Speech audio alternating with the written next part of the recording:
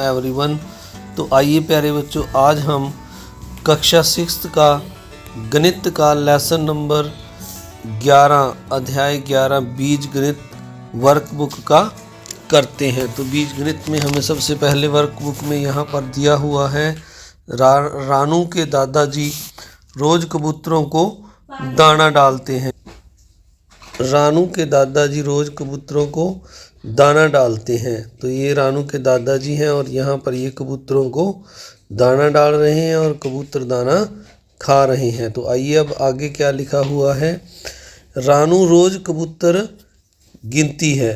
तो यहाँ पर दिन भी लिखे हुए हैं साथ में, सोमवार बुधवार। रानू रोज कबूतर गिनती है। किसी दिन केवल 2-4 तो कभी 8-10 कबूतर होते हैं।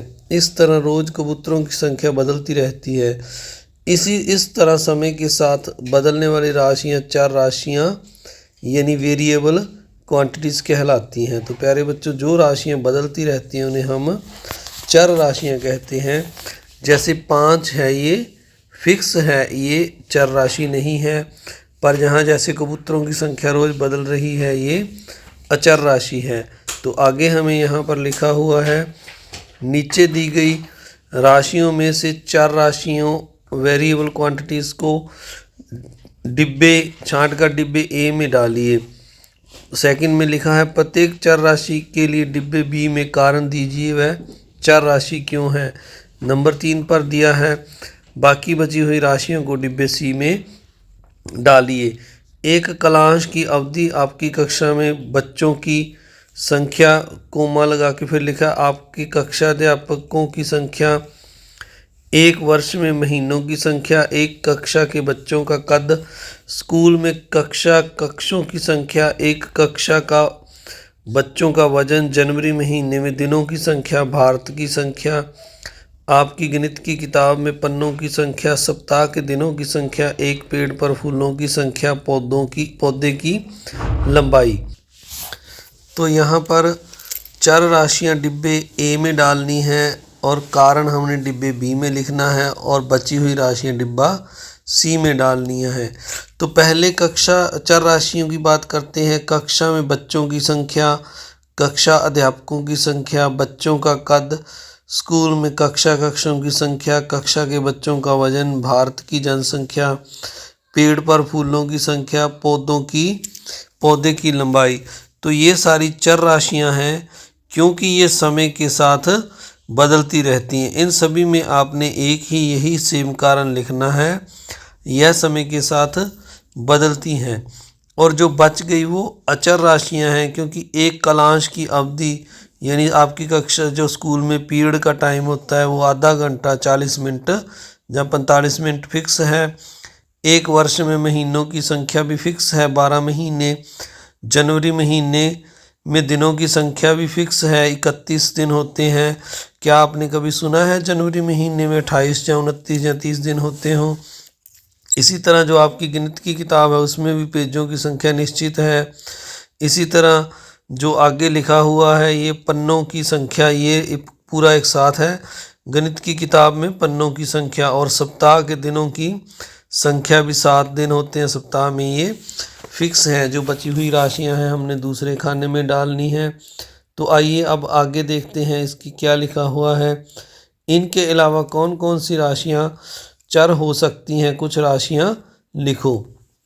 तो हमने जैसे जो पहले कॉलम में लिखी है वैसी ही उदाहरणें देनी है। जैसे पेड़ पर पक्षियों की संख्या चर है, नदी में नहा रहे बच्चों की संख्या कम ज़्यादा हो सकती है, बदलती रहती है नहाने वालों की, छत पर दाना चुगते कबूतरों की संख्या। ऐसी आप कुछ और यहाँ पर उदाहरणें लिख सकते हैं। तो प्यारे बच्चों, आइए अब हम 2 नंबर जो है क्वेश्चन उसको करते हैं। तो इस सम को समझने से पहले आप सभी से एक रिक्वेस्ट है कि अगर आप चैनल पर नए हैं तो चैनल को सब्सक्राइब ज़रूर कीजिए, वीडियो को लाइक कीजिए और अपने दोस्तों मित्रों में शेयर भी ज़रूर कीजिए। तो 2 नंबर में हमें लिखा हुआ है, नीचे दिए गए त्रिभुज के पैटर्नों को ध्यान से देखिए और सारणी को पूरा कीजिए। तो यहाँ पर लिखा है त्रिभुजों की संख्या और तीलियों की संख्या। यहाँ पर जैसे एक त्रिभुज बना हुआ है जो पहला, अगर हम देखें तो इसमें 3 तीलियाँ हैं, 1 2 3। तो अगर 2 त्रिभुज हम ले लें साथ वाला भी तो 2 में 6 हो जाती हैं, 3 त्रिभुज लें तो 3 में 9 हो जाती है। इस तरह आपने इसको 3 6 9 12, अगर 5 हो गए तो 5 दिए 15, अगर 6 हो गए तो 6 दिए 18, 7 हो गए तो 7 दिया 21 कर देना है। इस तरह आपने संख्या बढ़ाते जाना है, 8 9 10 ऐसे लिखते जाना। जैसे मैंने 10 लिखा तो 10 दिया 30 हो जाएंगे, अगर 15 हो गए तो 15 दिया 45, और अगर n संख्या हो गई तो हमने 3 को n के साथ गुणा कर देना है, तो 3n आ जाएगा। यहाँ लिखा भी हुआ है लास्ट में n त्रिभुज बनाने के लिए तीलियों की संख्या।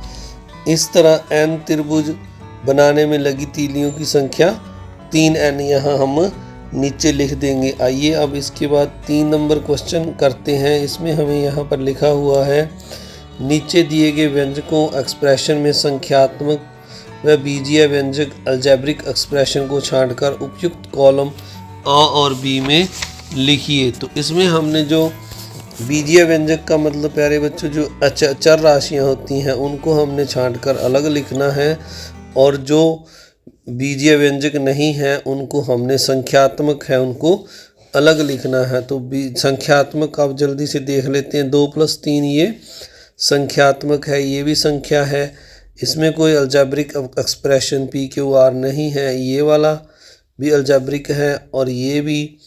और तो अब आप देख रहे हैं ये चारों जो हैं अलजेब्रिक एक्सप्रेशन नहीं है, ये संख्यात्मक है। और जो बीजीय व्यंजक हैं जैसे P जिनके साथ चर राशि लगी हुई है 5P A/2 P/Q 3x/+y, x वाली ये जो बाद में मैंने लगाई हैं ये क्या है, इनके साथ में मैं रेड कलर से निशान लगा देता हूँ। ये वाली ये क्या है, अलजेब्रिक यानी बीजीय व्यंजक हैं, तो इनको हमने अलग लिखना है। तो आइए हम आप अगली सारणी में इनको लिख देते हैं। तो यहाँ पर आप देख सकते हैं कॉलम A में संख्यात्मक व्यंजक लिख दिए हैं मैंने, और कॉलम B में जो है बीजीय व्यंजक लिख देने हैं। तो आपने इनको देख लेना है। यहाँ लिखा भी हुआ है, मैं हूँ संख्यात्मक व्यंजक, मुझ में कोई भी चर नहीं है, जो चर के बिना है वो संख्यात्मक है। मैं हूँ बीजीय व्यंजक, मुझ में चर अचर दोनों पाए जाते हैं, तो ये जो है बीजीय व्यंजक हैं। तो आइए अब नेक्स्ट क्वेश्चन देख लेते हैं। 4 नंबर। 4 नंबर में हमें यहाँ पर दिया हुआ है, बीजीय व्यंजकों के रूप में लिखिए किसी संख्या के A में किसी संख्या के 3 गुने में से 5 अधिक, यानी संख्या आपने x मान लेनी है, इसका 3 गुना, तो 3 के साथ गुना कर देनी है, 5 अधिक तो 5 जोड़ देना है। जैसे यहाँ मैंने लिखा है 3 गुना x + 5, तो ये 3x + 5 हो जाएगा। किसी संख्या के 1/3, तो x का हमने 1/3 1/3 लगा के लिखना है, से 4 कम, फिर हमने 4 इसमें से माइनस कर देना है, तो ये जो इसके बीजीय व्यंजक रूप बन जाएंगे। अब इसके सेकंड पार्ट में गणितीय चिन्हों का प्रयोग करके लिखिए। तो 3A में लिखा हुआ है हमें 3m का 7 गुना, तो 3m को 7 के साथ गुना करेंगे तो ये 7 या 21m हो जाएगा। B में 90x का 11वां भाग, तो 11वां भाग यानी 1/11 के साथ इसको हम मल्टीप्लाई कर देंगे तो ये 90x/11 आ जाएगा। C में लिखा है -z के चौथाई से 8 कम, तो z का चौथाई क्या होगा, -z/4 हो जाएगा, में से 8 कम तो -8 कर देंगे तो ये -z/4 -8 आ जाएगा। D में लिखा है y के 4 गुने से 5 कम, तो y को 4 के साथ गुना करेंगे तो 4y आएगा, और -5 कर देंगे तो 4y - 5 आ जाएगा। इसके बाद अगला देखते हैं सोनू, और 5 नंबर में लिखा है सोनू आज n साल का है। 8 वर्ष पहले में 8 वर्ष पहले उसकी उम्र क्या थी, तो 8 वर्ष पहले के लिए हम n में से -8 कर देंगे तो n - 8 वर्ष। 5 वर्ष बाद उसकी उम्र क्या होगी, तो n + 5 कर देंगे, n में 5 जोड़ देंगे, n + 5 वर्ष। x वर्ष बाद उसकी उम्र क्या होगी, तो हम जो n में पहले हमने 5 जोड़ा था उसकी जगह x जोड़ देंगे। y वर्ष पहले उसकी उम्र, तो y n में से माइनस कर देंगे तो n माइनस y वर्ष उसकी उम्र आ जाएगी। इसके बाद अगला हम 6 नंबर सम करते हैं। 6 नंबर में हमें यहाँ पर लिखा हुआ है, रामू को गणित की पहली परीक्षा में x अंक मिले, दूसरी परीक्षा में उसको पहली परीक्षा से 25 अंक अधिक मिले। पहली में x मिले और दूसरी में 25 अधिक मिले। रामू को दूसरी परीक्षा में कुल कितने अंक मिले? तो जो पहली में मिले x उससे 25 ज़्यादा, तो ये आ जाएगा x प्लस x। दूसरी परीक्षा में कुल अंक उसे x प्लस 25 मिले। तो आइए अब जो अगला 7 नंबर सम है, इसमें हमें लिखा हुआ है यहाँ पर 7 नंबर में, गोलू के पास x मिठाइयाँ थी जिसमें से उसने 10 मिठाइयाँ खा ली। अब गोलू के पास कितनी मिठाइयाँ बची? अगर प्यारे बच्चों आपके पास 20 मिठाइयाँ हो तो 10 आपने खा ली, तो 10 आप क्या करोगे, उसमें से माइनस करोगे तो आपके पास शेष मिठाइयाँ आ जाएंगी। तो यहाँ पर भी हमने x में से 10 को माइनस करना है, तो उसके पास शेष x माइनस 10 मिठाइयाँ बची। तो अब अगला जो है, इसमें हमें लिखा हुआ है, एक कार की चाल ट्रक की चाल से 25 किलोमीटर प्रति घंटा अधिक है। यदि कार की चाल x किलोमीटर प्रति घंटा है तो ट्रक की चाल ज्ञात कीजिए। तो यहाँ पर जो कार की चाल है वह ट्रक की चाल से 15 किलोमीटर अधिक है। तो इसका मतलब ये है कि ट्रक की चाल है जो कार की चाल से 15 किलोमीटर प्रति घंटा कम होगी। तो हमने x में से 15 माइनस कर देना है, तो ट्रक की चाल x माइनस 15 किलोमीटर प्रति घंटा आ जाएगी। इसके बाद आगे है 9 नंबर सम में लिखा हुआ है, प्रार्थना सभा में एक पंक्ति में 10 बच्चे हैं तो ऐसी n पंक्तियों में कितने बच्चे होंगे? तो n की पंक्ति निकालने के लिए n के साथ हम गुना कर देंगे, 10 गुना n, तो 10n बच्चे आ जाएंगे। रिक्त स्थानों को भरिए। तो यहाँ पर अजय के पास 3, यहाँ पहले क्वेश्चन में लिखा है अजय के पास फलों की 3 टोकरियाँ हैं। ये 3 फलों की टोकरियाँ हैं, प्रत्येक टोकरी में 5 आम हैं। तो अजय के पास कुल कितने आम? तो अजय के पास कुल कितने आम होंगे? 3 गुना 5। तो 3 टोकरियों को 5 के साथ गुना कर देंगे तो 15 आम आ जाएंगे। अब अगले प्रश्न में लिखा हुआ है, प्रत्येक टोकरी में x सेब हैं तो अजय के पास कुल सेब, अब x के साथ गुना कर देंगे तो 3 गुना x 3x होंगे।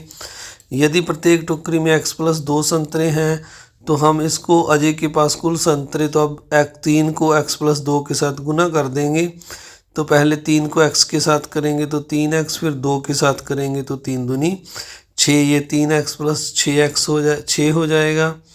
यदि अजय के पास फलों की p टोकरियाँ हों तो और प्रत्येक टोकरी में q माइनस 2 संतरे हों तो अब प्यारे बच्चों हम क्या करेंगे, इसको समझते हैं।